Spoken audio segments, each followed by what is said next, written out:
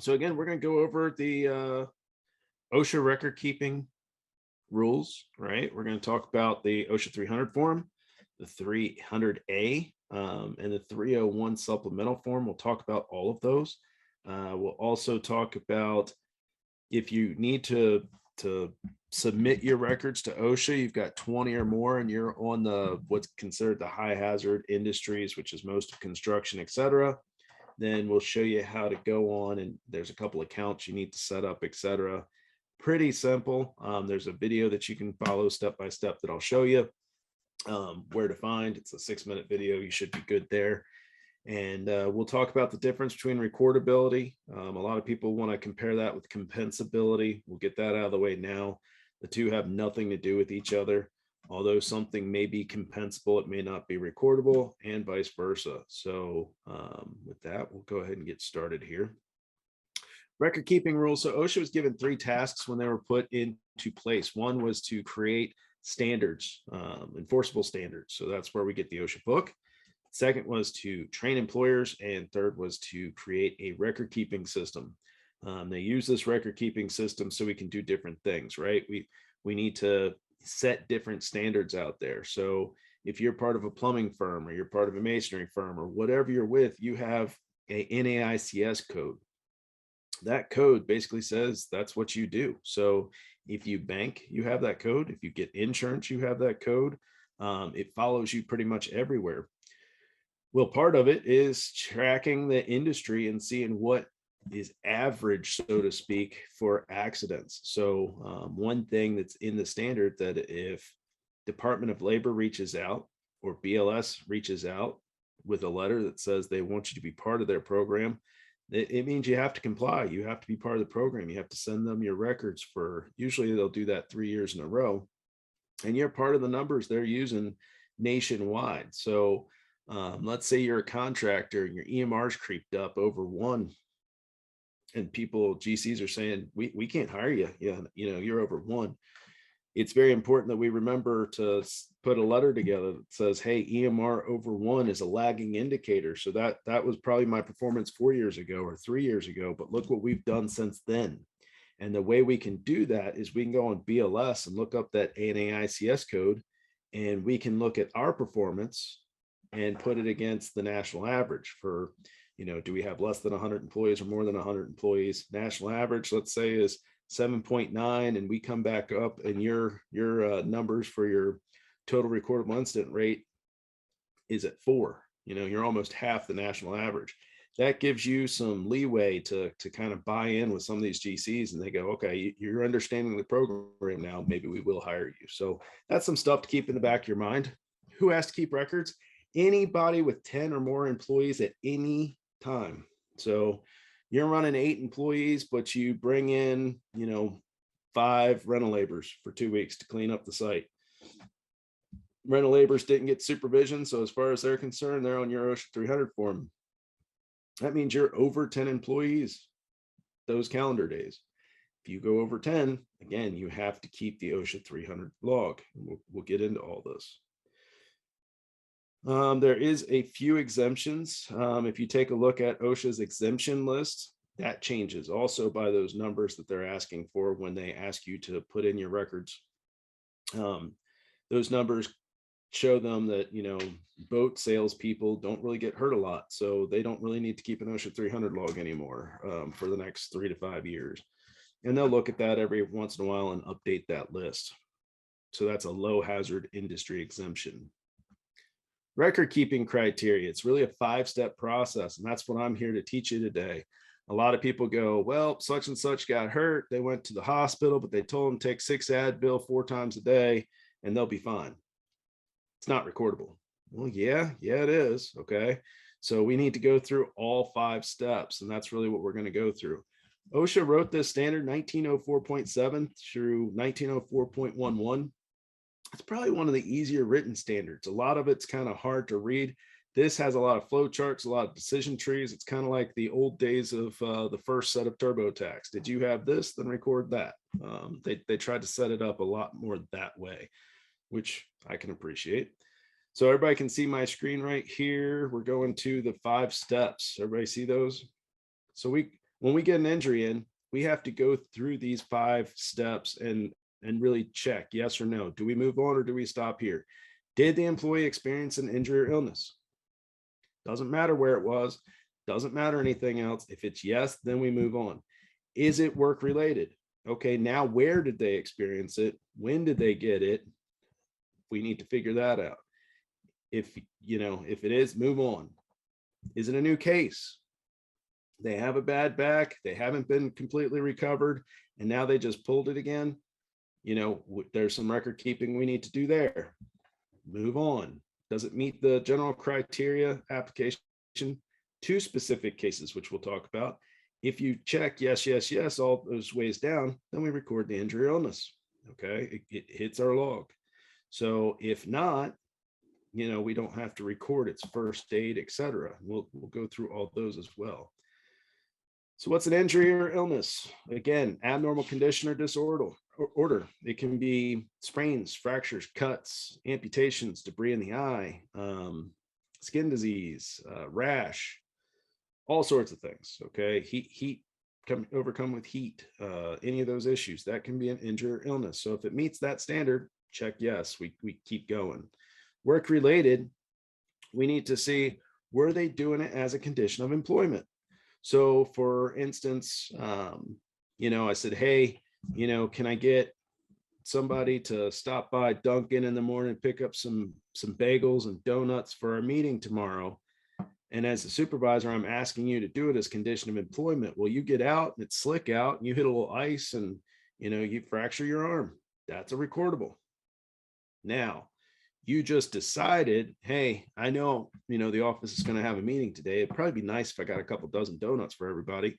And I stopped there and I had the same scenario happen. Nobody asked me to do it. It's not a recordable. Okay.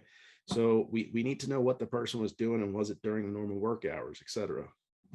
So we'll talk about that a little bit too.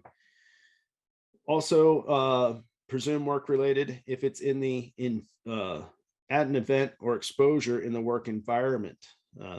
Back in the day, we used to have a lot of places that were big on their softball teams. And I always tell the story. I had one client that basically hired 2 ringers. They were basically minor league players, but they had to play, part of their work contracts, they had to play on the softball team. So when one of them slid in and blew his knee up, that's just voluntary. It's like, no, that's part of the agreement. We have to put them on. And, all those days off, etc., they click off on your 300 form. So what about pre-existing injuries or illnesses? That's the next thing we get into. A lot of people ask me this. I'll get a phone call. Hey, I want to hire this person.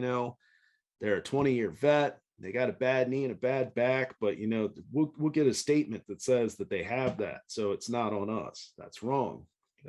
If they re-aggravate that, or they significantly re-aggravate that under your watch, you bought it. Okay. So you got to know that's a big red flag going forward. If you think that person's worth that risk, talk to your insurance company first before bringing them on board. They're going to tell you, what the worst case scenario is. I can tell you, I've had a lot of clients call me. Not even half of them agreed with me. And the half that didn't, I would say 3/4 of those, that person re-aggravated in the first 30 days and ended up being out for another year, 6 months to a year. And that was just huge claims and, a big nail to their 300 form. So is the risk versus the reward, right? That's the safety game we always play. So these things would make them recordable. Exceptions. If you are at your company as a member of general public, okay. So let's say, good old George is retiring. Everybody wanted to come see George off, even if it wasn't their day there. Somebody who had a day off, tripped coming through and sprained their wrist. That's not recordable because they weren't even supposed to be there. They just decided to show up. They were basically a visitor that day. Symptoms arising in the work environment that are solely due to non-work related event or exposure. So again, I decided, it's the work day, but I'm going to go over here and work on this and do this for myself. I'm going to paint the spot on my car. I'm going to, put a new starter on my truck or something like that. it's not the company truck. I'm not a mechanic, but the tools are there, the shop's there. They let us do it on our time off, but I'm on the clock and I have 20 minutes and nothing to do. So I'm going to try to knock this out and I get hurt. That's not work related. Voluntary participation in wellness programs, medical, fitness, or recreational. So blood drives, right? It's if we say, hey, we're going to have a blood drive here and somebody passes out, they're not necessarily going to hit your OSHA 300 form because they voluntarily participated. Again, back in the 90s through early 2000s, we had workout rooms in just about every facility I went into. And then lawsuits started to happen and those workout rooms became filing rooms in another office. And voluntary was put everywhere. But we had some fitness programs, et cetera, stretch and flex, all that sort of stuff. That's why if you have a stretch and flex program, those are great programs. But you always say, hey, listen, we encourage it. It's voluntary. If you're not going to be part of it, give us 5 or 10 minutes while we do this, and then we'll get ready to go. And then it's up to them whether they do it or not. Eating, drinking, or preparing food for personal consumption. I always nicknamed this the bagel rule because, again, back in the 90s and early 2000s, we had bagels at every meeting. And they didn't really get those bagel slicers down yet. And everybody would cut toward their palm, cut through, cut their hand, whatever. And since they were preparing that food for everybody in the meeting, that became recordable. Okay. Same thing now. If we're preparing it for everybody and we get hurt, that's recordable. If it's because we're making our own sandwich at lunch or something and we slip with a knife or whatever, or burn ourselves because we put something in the microwave too long, it's not a recordable. Personal tasks outside working hours. Again, some places say, hey, listen, the shop's here, the tools are here. You're more than welcome to use them. Maybe you're working on a project with your kid for for something for school, and you could use those tools. They let you come in and do it. You get hurt, not a recordable. Personal grooming, self-medication, intentionally self-inflicted. This is where camera systems come in. I've had more than once hotels and other, especially general industry, warehouse work, that sort of stuff, where you can actually watch the person walk in, figure out where they're going to get hurt, and then go about and do it. And they have no idea that the camera's looking at them the whole time. So they come in all hurt, and then you kind of go, okay, well, explain this to me, and show them the video. And all of a sudden they get mad, they get embarrassed, and they leave. Some still pursue a lawsuit, and you go, I've got the video evidence. Send it to your lawyer, let them take care of it. But you'd be surprised how much cameras help. That's for sure. Motor vehicle accident in parking lot, access road, and during the commute. So OSHA says, if you're in your vehicle and you're commuting somewhere, that's DOT issues. That's not OSHA. That they don't want to deal with it. You park your vehicle and you get out. It can be the first step out. It can be opening the door and you slam your fingers in the door, whatever it's going to be. From that point on, that becomes recordable. Okay. Mental illness, common cold or flu, all that sort of stuff can be exemptions depending. So a lot of us travel. I'll be in Vegas next week doing sessions for World of Concrete. And, what if I get hurt in the hotel room? Is it a recordable or isn't it a recordable? Well, it depends. If I'm on the trade show floor and I'm working for my company and I get hurt, it's probably going to be a recordable, although I'm not there, right? I'm at the trade show, but I'm representing, I'm doing work. I'm doing it for means of employment. If I go to a hotel, I've set up what's called home away from home. So basically, as soon as I check in, I'm taking a shower and I slip in the fall in my shower and need stitches. That's me. That's just like I did it at home. That's not my company. That's not recordable. So you've established home away from home. So we got to figure out things like, is this a new case? Is there medical opinion regarding what's happened to this person in the past? Again, does this person have a bad elbow, shoulder, back, neck, etc.? Did the exposure trigger a reoccurrence? All right. Maybe there's a chemical in the atmosphere or chemical that's being used and somebody's sensitive to it. And, they get through it, they get dermatitis, they get something else, or they get like an asthma type attack. Well, we get rid of that. Well, 3 months, 6 months later, that chemical comes back around because everybody kind of forgot about it. Sure enough, that employee comes in right when that product's being used and goes right into the same issue. We'll talk about, is it a new case or not, right? And then if signs and symptoms reoccur in the absence of exposure, it may not be a new case. This is when we're talking about like silicosis, tuberculosis, asbestosis, okay? All the sisses. So we'll talk about some of that too. General recording criteria, is it death, days away, restricted work, transferred to work, medical treatment beyond first aid, loss of consciousness, or significant injury or illness. So we have these boxes on our 300 form. We have to check one of those boxes, which is the most severe. So if there's a case that involves days away, then it became restricted, and maybe then it became transfer before it became, back to full health. You don't check all the boxes, you check the worst one, etc. Types of cases. We're going to record days away, right? Days away do not include the day of the injury or illness, but does include every calendar day. Doesn't matter if they had vacation next week anyways. Doesn't matter if there's a holiday. Every day until they come back and they're cleared by the doctor. That's what goes there. So days away, they have 195 days. Well, we cap that at 180. When we cap those are the ones as a HR or safety person, we kind of hope stay open for a little while. What do I mean by that? Well, since we've capped it at 180 days, let's say back in November, somebody got hurt and they don't come back for 200 days. And then December, this following year, they're back, but they're back with restrictions and they get rehurt. We don't have to add any more days. We don't have to add another case. We don't have to add any of that. So we just keep that one going until they're released back at full, with no restrictions or full mobility. So, there's some of this stuff as an HR director or safety person, you kind of have to look at and go, do I want them back or don't I want them back with clear and ready to go? Any questions so far? I know I'm going through it a pretty good click. Take that as a no. I can't see the chat box for some reason. So Chastity, if you don't mind, if there's a chat, just let me know. Yeah, of course. Yeah, we don't have anything right now, but I'll let you know. Perfect. Thank you. Types of cases. Days away case. Again, more than one day away.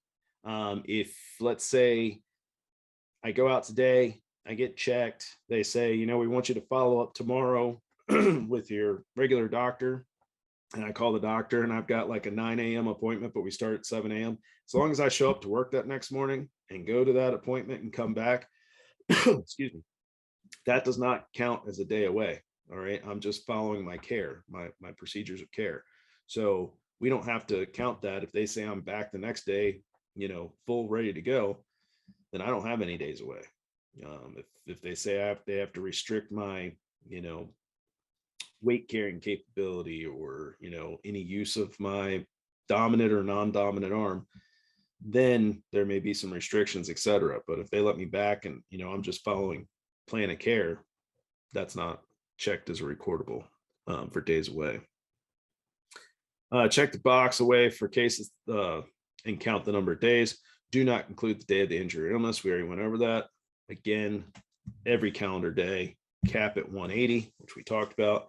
You can stop the count if the employee leaves for another reason. We had one that guy messed up his hand pretty bad, but he had a supervisor position that he kept being offered by a competitor. And he said, you know what, I can't sit around and stay laid up. I'm going to go take the supervisor position. Well, their days away stopped when he left.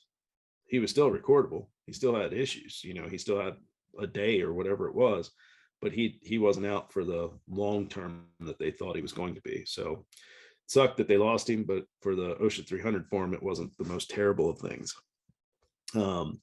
If a medical opinion exists, the employer must follow that opinion. This becomes an issue. So if you don't set up your doctors, if you don't set up, with occupational doctors understand it's a two-way street. You need to let them understand what kind of restrictive work you have available. And OC docs usually know, prescriptions, not unless needed.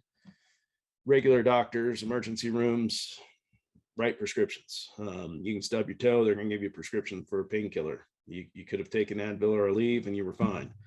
You can argue that all day long, but as long as that doctor wrote it and they're not willing to retract it, which most of them aren't, then you have to follow that. So if they say that person can't come back 2 weeks, you have to follow that unless another medical opinion cancels that out. So they refuse to do it. Your employee really wants to come back, they can go back to another doctor. If that doctor releases them, and allows them to come back, you're clear.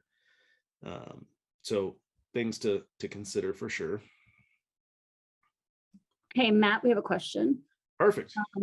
Joy's asking, if an employee is injured in the middle of the day but returns to work the following day, does it get recorded as no missed days from work? If they're back in full function, yes. If they're back with restrictions, then it wouldn't be a days away. It would be a restricted or transferred. So if they can't do their normal job for a day or more, then it's restricted or transferred. Does that make sense? And that's kind of what we're hitting right now. Hopefully that answered your question. Restricted work, again, unable to work the full workday. They would have been able to do, they can't perform one or more of their regular functions. That's going to be a restricted case. It's very hard unless you have a real working supervisor to have a supervisor with a hurt hand that is on light duty, because quite honestly, most of them are on the phone, on the computer, whatever. They can still do their job without an issue. So I have a little bit of a hard time when that comes into play, especially my supervisors who like to be the finger pointers. The only thing they can't really do is point that finger, but they can point their hand wherever they want to. So it's kind of hard to have that as a restriction. Restricted work cases, make sure, we follow that standard. That comes under 4.7B4. Hey, Matt. Yep. We have another question. Good. Elizabeth, didn't hear clearly on the motor vehicle accident on the way to work. Is it a workers' comp accident? It is not. So OSHA does not, if it's an accident, it may be workers' comp. That's again, compensability has nothing to do with what we're talking about. We're talking about recordability. It's not recordable. Workers' comp, depending on the state it's to and from place of travel. Sometimes it's not covered depending on what state you're in, but that's a work comp issue. That's not a recordability issue. So as far as OSHA is concerned, that accident that happened on the way to work, it doesn't get recorded, even if the person's off a month or 2 months or whatever. Do we have another one? One sec. Nope, that's it. Okay. Oh, I found my box here. Okay, cool. I'm back. I can see you all now. Good. It was hiding on me. A lot of companies will ask, well, should we have light duty? Should we get an employee back? The short answer is yes. Anytime you can get an employee back, you can keep them in the routine. It works out much to your advantage. You're going to pay them for being off, restricted, etc. It's good to keep them in that routine of coming into work. It's good to keep them in all that stuff. It's really tough when you have you're hurt, you stay home, you come back when you're better. That's when they sit around and they watch all those commercials from about 9 a.m. to 4 p.m. Who's out there now? The Hammer and all these other lawyers, right? So then they're eating their Cheetos going, hey, this isn't a bad gig. I can just sit here and collect some money. So yes, getting them back is usually a good thing. All right. Restricted work case. There we go. Not recordable under 4.7. The employee experiences minor musculoskeletal discomfort. It's going to be a first aid only. It's not recordable. Healthcare professional determines the employee is fully able to work and perform their work. This is a question I always get. They went to the OCDOC. The OCDOC said, hey, take the rest of the day off. Unless it's throbbing pain or whatever, you can go back to work full strength tomorrow. Well, they didn't feel good the next day. And the day after that, it hurt a little worse, because usually after an injury, it's the second, third day, right? It gets a little worse. So they decided to take off. Well, that was their decision. That wasn't the doctor's opinion. We follow the doctor's opinion. They decide to take off. They're using their own time. They're hard to get back. 5, 6, 7 days later, they're still not returning your calls. you need to send the notice. They're abandoning their job. So I would clarify that to them and let them know if they're the employee you want to keep, or if they're the employee, you kind of go, well, you abandoned your position. This is an issue. So check with your state commission and make sure you act within. But I know in my state in Maryland, it's a right to work state. So, I would quickly be sending a notice out saying, understand that the doctor cleared you. We have to go beyond that. If we need to work with you, we will. But you not coming back, as far as we're concerned, you're leaving your position. So unless you want somebody to fill that, we suggest you be in contact with us and give us a plan. All right. The employer assigns a work restriction to that employee for the purpose of preventing a more serious condition. So you can work with that OCDOC and say, hey, listen, what if I gave them a different job? And again, it's not doctor prescribed. They have to have a different job. But you go, we give them a couple weeks so they can kind of feel a little bit better. You can do that, and it's not work restriction. You did it. It's just like the if you deal with lead abatement, you send your employees for blood tests. And if that blood test hits an actionable level, you have to take that employee out of service, so to speak, until their blood level goes down. The lead levels in their blood go down. Most employers that do that only allow them up to 50% of the limit, and then they'll rotate them out to do something different. Maybe they'll bring them into work at the office or the shop or something like that. So as long as you're doing it before it's medical intervention needs to happen, before that doctor tells you have to do it, you can do it. Just be a good employer, and it doesn't have to be recorded that way. So some things to think about. All right. Oh, yeah, I don't see anything else. Injured or ill employee is assigned to a job other than his or her regular job for part of the day. That's considered job transfer. Again, if it's part of a medical situation where it's required, it's recorded that it's required. A case is recordable if the injured or ill employee performs his or her routine job duties for part of a day and is assigned to another job for the rest of the day. So this is work rotation. It's an administrative type control. It can be considered job transfer if they say, hey, listen, this person can't do but an hour of this, and then the other 7 hours they can't do that. Again, it's a medical opinion where we've got to record that. It's not us just trying to help our employee. Medical treatment, management of care, combat disease or any disorder, right? It doesn't include if we send somebody for a diagnostic or observation or counseling, they're negative, they can go back to work. That doesn't mean they're recordable. Had somebody the other day that was involved in a scary fall, got up, walked away, went to the hospital for observation, x-rayed, the whole 9 yards, clear, lucky, should buy the lottery ticket. That's not a recordable. The other person involved, not so lucky. So broken bones, lacerations, any of that sort of stuff that require stitches, that kind of stuff's recordable. So we'll talk about that next. First aid only, not recordable. Medical treatment only.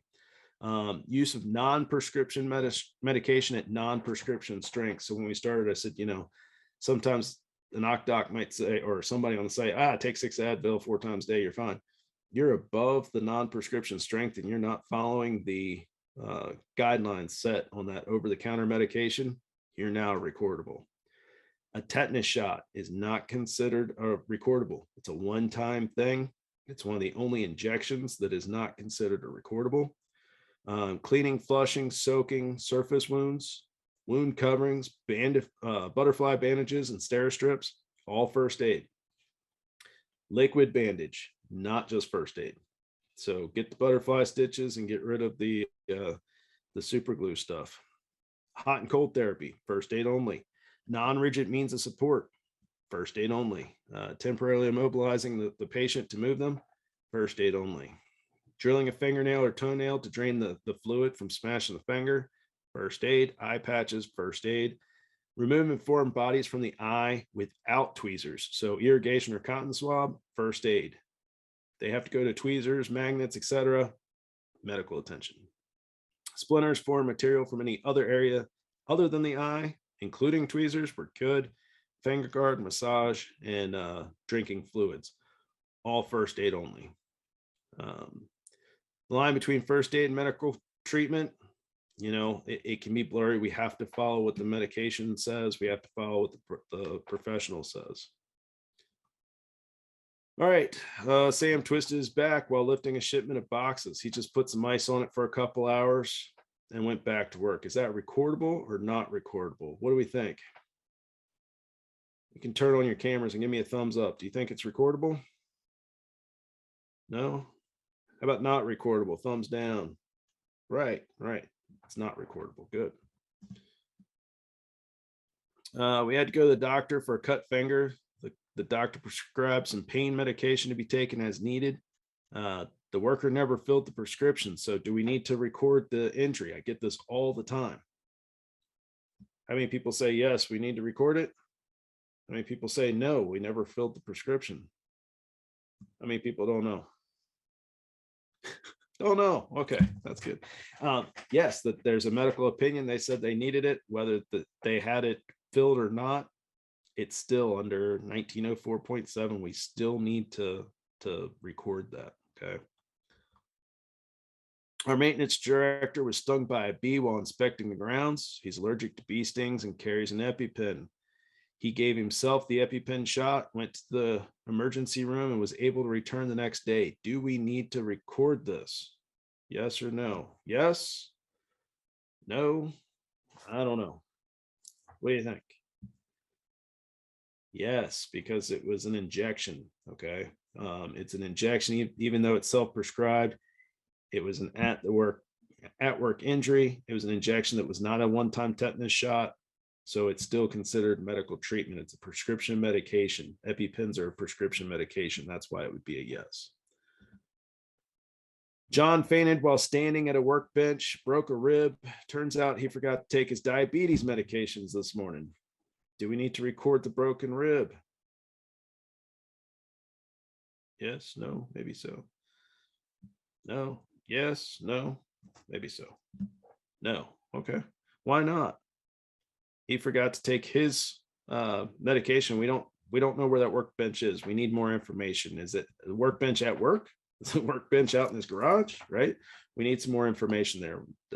If it's at work, he's doing things while he's working. Yeah, maybe we do need to record it.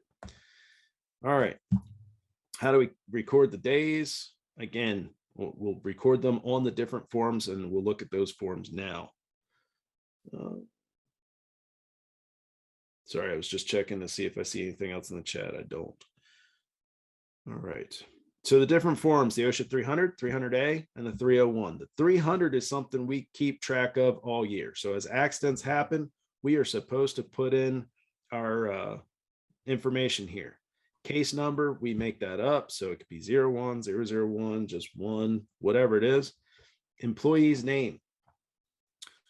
We put the employee's name in as long as it's not a privacy case. All right.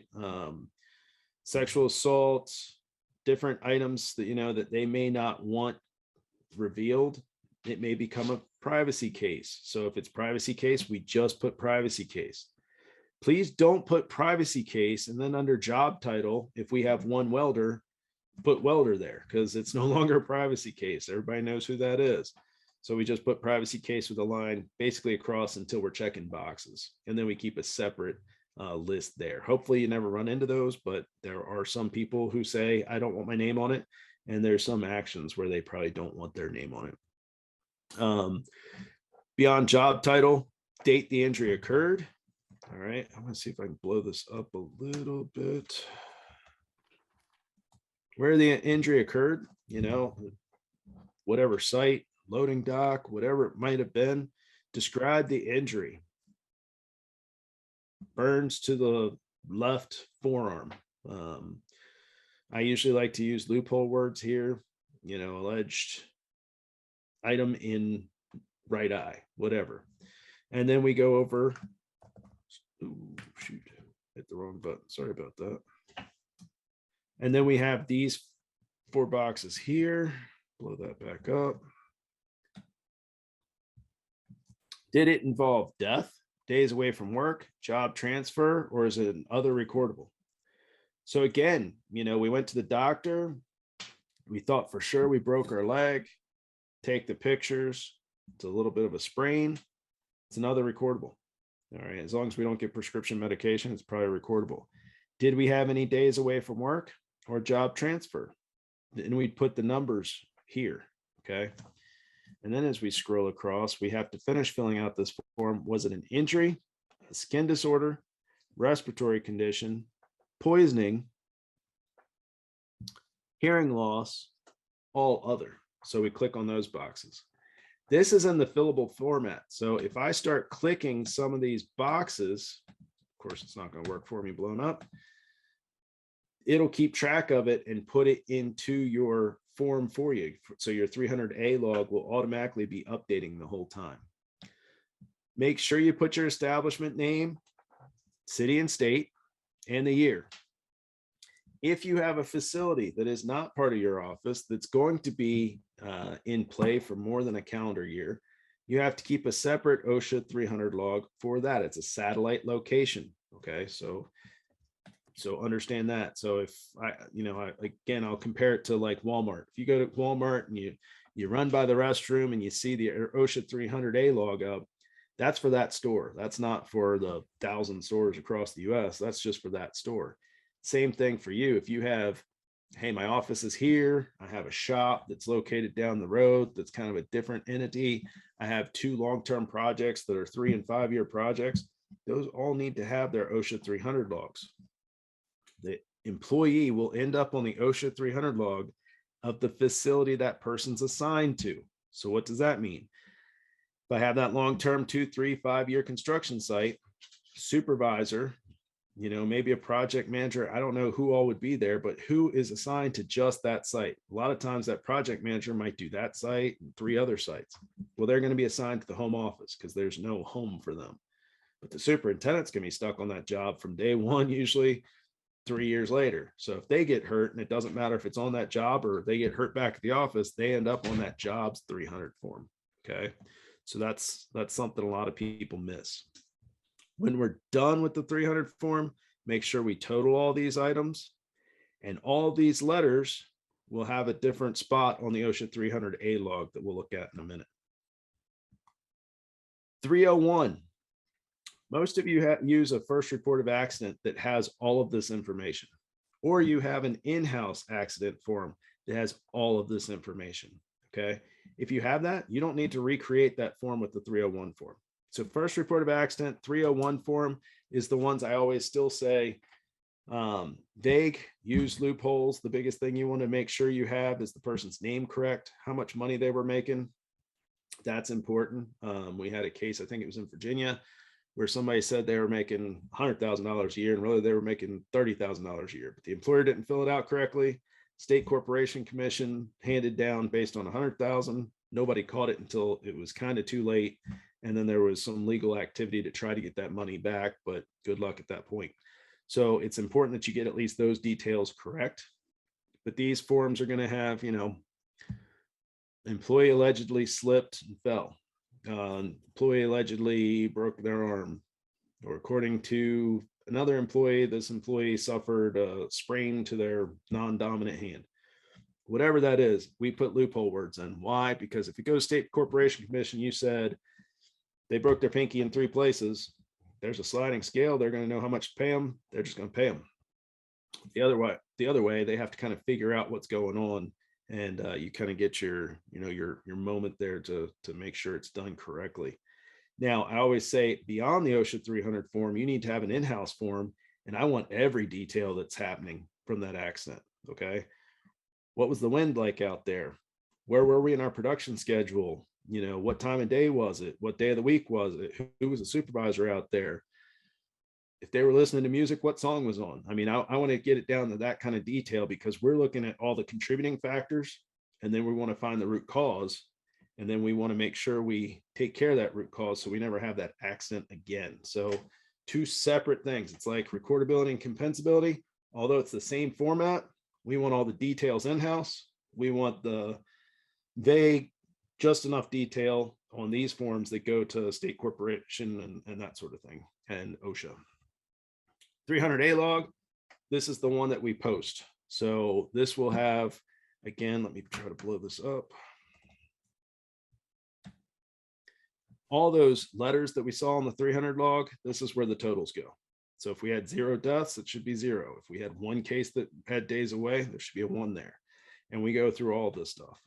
Over here, we have to make sure this is all filled out. Some people will fill out basically what they remember. They don't ask questions, and then they have like their NAICS code isn't there. Any part that's not there, OSHA can cite you for the form not being filled out correctly. So your establishment name, your address. Again, what's your NAICS code? Now they don't even have SIC. This must be an old form I pulled up, but NAICS code. And the best way to find that, usually Google what you do and NAICS code. So if you're a commercial painter, you don't do residential, put commercial painter and wall covering. Boom, your NAICS code number will go in, click on it, make sure it describes what you do, okay? Average number of employees, total hours worked, company executive. This isn't your HR department. This isn't your safety department. Company executive. They want the highest ranking company official to sign off on this because OSHA wants you to, again, that company official certify. See that word right there? I certify that I have examined this document and the best of my knowledge, the entries are true and accurate. They love to push this to HR. They love to push this to, the safety department or whatever and say, you sign it. Nope. That's not signed correctly. That's not filled out correctly. You can be fined for that. They want the top ranking official to see this because they can't say, oh, I didn't know, right? And this is the one that gets posted February 1st to the end of April, okay? This gets posted anywhere employees come to work. So if they go directly out to the job site, then post it at your office, post it at each job site. If they come to the office every day, post it where they're going to see it, usually where the OSHA poster is, right? And, it only has to stay up February 1st to the end of April. Some people go, well, is that all OSHA looks for, those few months? No, that's for your employees to have a period to walk by and go, oh my goodness, we had a fatality. I didn't know about that. And, oh, we had 14 injuries with days away. What happened there? It gives them an idea of what's happening in their workplace. Whenever OSHA comes out to do an inspection, one of the first things they usually ask for is the last 3 to 5 years. Most of all of them now ask for 5 years of your OSHA 300 form. If you don't have it, get it together. All right. You need to have this. It's a requirement that you keep it up to date. It's a requirement that you start entering this within the next day of an injury and that you keep it up to date. So if you need to update it from time to time, that's fine. Having it electronically is fine, as long as you can get it per their standard of getting it to them pretty much immediately. Any records that aren't immediately needed on site, so again, February 1st, the end of April for this, but they want to go back and look at the last 5 years, you usually have about 4 hours, okay? Matt, we have a question. Okay. So Elizabeth's asking, question after, it's after the presentation. I guess we can wait until after. Yeah, I see that. Okay. Yeah, we can talk about that. That's not a problem, Elizabeth. I'll come back to that. Not a problem. I'm going to cruise through a few more slides and we're going to get right into questions. That's not a problem. If you have questions, throw them up there and we'll go through them one by one. Again, keep that separate OSHA 300 form for each establishment that's supposed to be in operation for more than a year. Short-term establishments, you can, but you don't have to.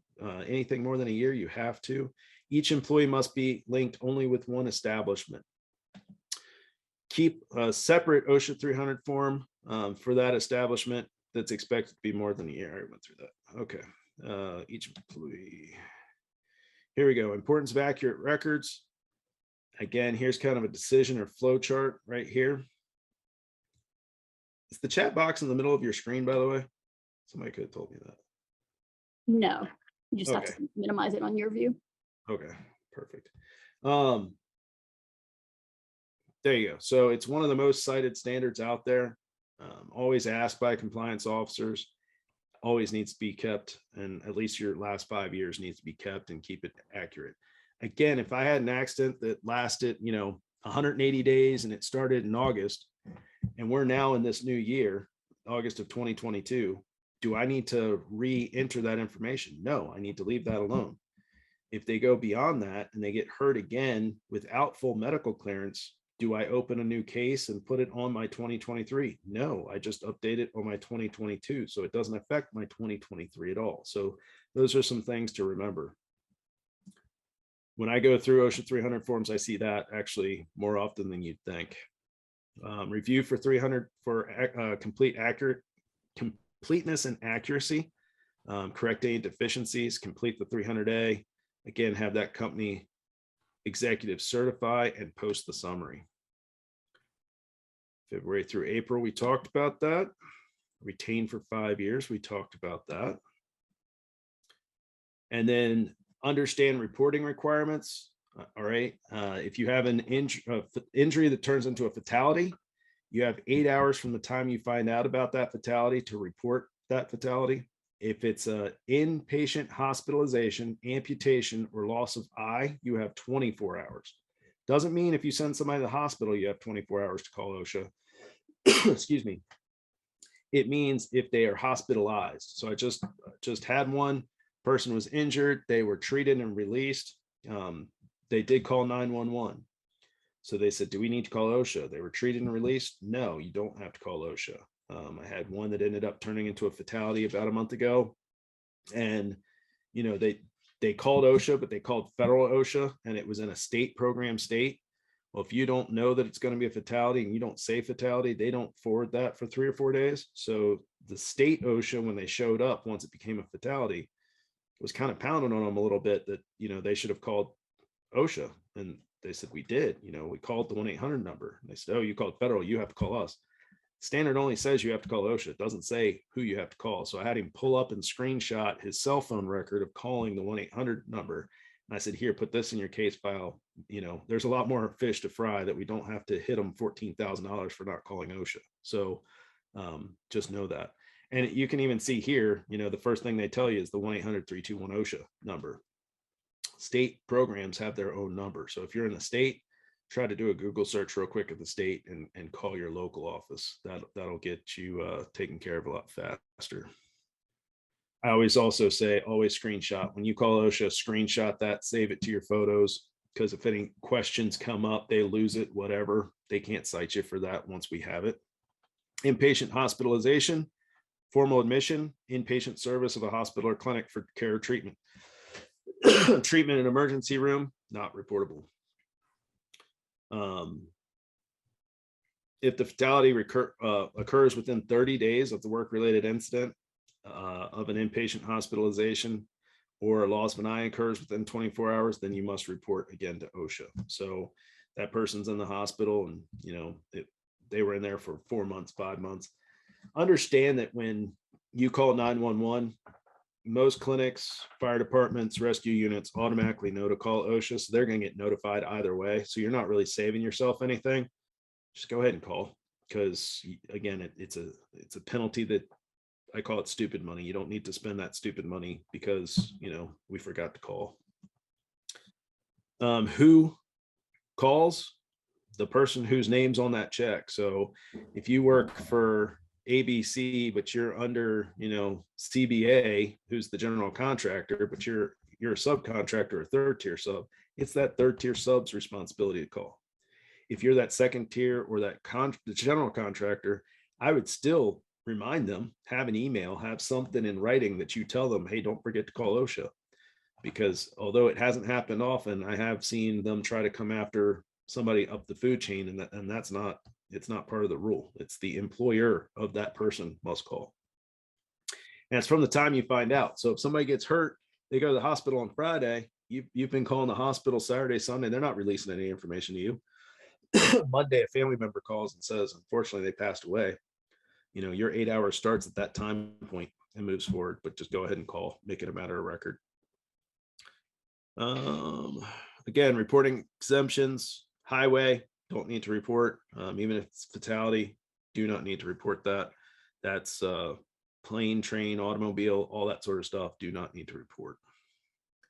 Submitting reports, so 20 to 249. that are classified in certain industries, high hazard industries, and that's on the OSHA website, which I'll show you if I have time here in a minute. If you were in my last class, you saw it. Just click on that button. It shows you a little video and it gives you a link so you can figure out if that's one of your industries. But you have to have it January 2nd to March 2nd. They open up the window to where you can submit your information. So make sure that's in there. I did have a company that just found out about it. This was the same class 2 years ago. And they said, well, we didn't do it last year. So he tried to go back and do it. He got cited because he tried to do it right and go back. So we just say, if you haven't done it before, just register now and start it now. Don't give them the flag and try to go back and, do it just because we've already gotten somebody cited doing that. It was a little ridiculous. We fought that, but that's neither here nor there for this. Covered establishments, again, by March 2nd, and it's on OSHA.gov. If you go through and you're ready to do it, you have to have 2 accounts. Okay. One is an ITA account, which when you go to that, let me see if I can pull it up real quick. Let me try to cruise through anything else real quick. COVID-19, recordable or not recordable? It's a good question. Anytime you get a COVID-19 case, you have to prove that it's part of the workplace. So you have to ask them questions. Have you been unmasked around the general public, dining, etc., where you could have gotten at public transit? Were you at, family and friends' houses over the weekend unmasked? Did any of them get COVID? I'd say 90% of the cases that we helped pursue during this major period, it was, I was at, my cousin's house. There was very few. I had one that was a 12-person operation and 11 people in the office got COVID. The 12th person was on vacation, so they didn't get COVID. So it was pretty easy to kind of put those pieces together. But those would come up to your OSHA 300 form. So a lot of OSHA 300 forms got blown up because if we had to stay out for how many days for medical opinion, was 10, now it's 5, right? So that becomes an issue. Still an issue, still a state program. We're still seeing it out there. So make sure we're still following the COVID protocols. I know nobody wants to see it or hear it or any of that other stuff, but that's it. Flu, we don't have to record. TB, we only record if we prove that it was part of the workplace. Again, we talked about that. We have to have the conversation with them, follow the standard. Here's my contact info. Let me go back over here. See if I can stop sharing for a moment. Pull this up. I didn't lose everybody, did I? Nope. No. Still here. My screen just went black, so I thought I hit the wrong button. Sorry about that. Oh.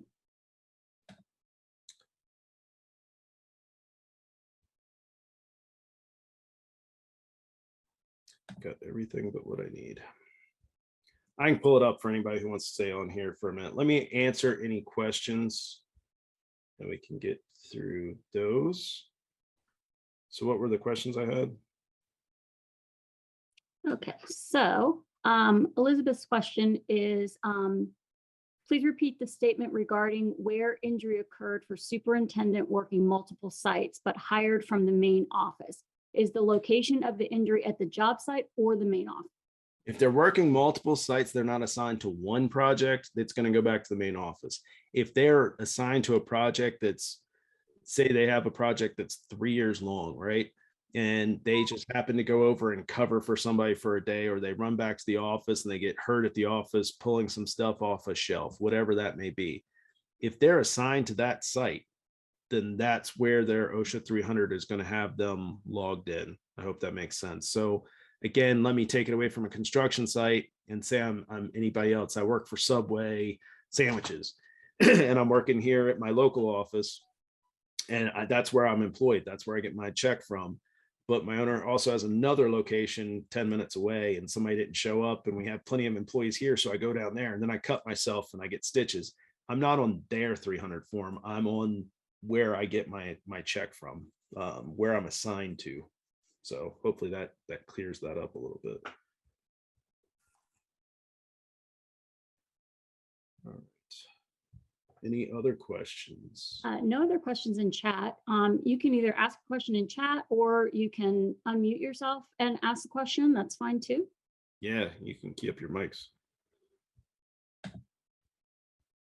While people might be thinking of some questions, one thing I wanted to touch on, you mentioned something about, pre-existing injuries, things like that. So one thing that we always recommend here at Preferred is that you try to do pre-hire physicals wherever possible. We have some programs that we can send out of companies that do pre-hire physicals, but that is one way to make sure that you're not buying a claim, so to speak, or getting on something that you don't want to be on. Pre-hire physicals can weed out some of those pre-existing injuries or illnesses. So that was just one thing I wanted to add there. We do have a question here in chat. Okay. Or actually just a comment. Just Elizabeth just says, great review for me. Have been maintaining the OSHA injury logs for 15 years, but both sessions were informative. Oh, that's very nice. Appreciate that, Elizabeth. You should see my screen now. I'm sharing the homepage for the OSHA website again. Yep, we can see it. Okay, perfect. If you have not set up your ITA or your login.gov account, you can just watch this 6-minute video right here and it steps you through it. Your ITA, I helped an employee and we were infuriated because we cannot find this tab and we just didn't look high enough. So right up top, it has 3 tabs going across. In order to put your ITA account in, you'll need to use the same email for both your ITA and your login.gov account. But the center tab sets you through 10 steps that will get you to be able to log in your OSHA 300 form information. And then the left tab, it says login.gov. You can click on that and create an account, but you have to use the same email for both accounts for them to actually track back and forth. So again, they're both about 8 to 10 steps. I know the one's 10 steps. I think the other one's 8 steps. But once those are up, it just asks you, fill in what box G, H, I. It'll ask you your employer name. Pretty much everything on your 300A log is what it's going to ask you for. And then there's a spot where you can actually do that. ITA login.gov already set up. Perfect. And then also under this, if you go to learn more, there's a little PDF that kind of walks you through it too, what the requirements are. And there's a link so you can see, do you actually have to log in and do it for your industry? So again, OSHA.gov, it's at the top of the page right now. You have until March 2nd. Other questions? These claims are bleak. What's that? The scrolling claims are so bleak, but important. Yeah, I mean, that's real life. That's what's happening. Yeah. And one of them, he was 16 years old. Yeah. Wow. Yeah. Yeah, we've been part of in the past 30 days 2 fatalities that are currently fatal and one that may become fatal. And just like my entire 20 some years, I've probably dealt with now 28, 30 fatalities. And I can tell you only one was not preventable. And all the rest none of them were for a good reason. Like there was just no good reason. Majority of them, actually, they were helping somebody else and they weren't supposed to be there. And that's a shame. Yeah, there's your 16-year-old fell from a truck cab, riding on the side of the truck or whatever and fell. Probably hit their head, drowned in a pond. That's bad stuff. Molten iron wasn't a very good one either. No. Okay, somebody was reading the same thing. Yep, I agree. All right. Well, if anybody has any questions, like I said before, you're more than welcome to reach out to me. If you don't have my contact information, you didn't get it out of the chat box, I'm sure you can reach out to Chastity or whoever's over Preferred. We work with them very well. You get discounts for stuff through us. So if you need site visits, you need inspections, you need us to look at stuff for you, by all means, reach out. We're touch backed up for program rebuilds right now, but the rest of them we're getting to site inspections, training, etc. We're getting to it at a pretty steady pace right now. So happy to help anybody that needs it. And if you have any questions, if anybody's going out to World of Concrete, check out my session out there. Love to have you there. That's next week. And then International Builder Show, same thing. If you're going out there, I'll be at the JSI booth all week in 3 weeks out in Vegas. So feel free to stop by, or like I said, give me a call.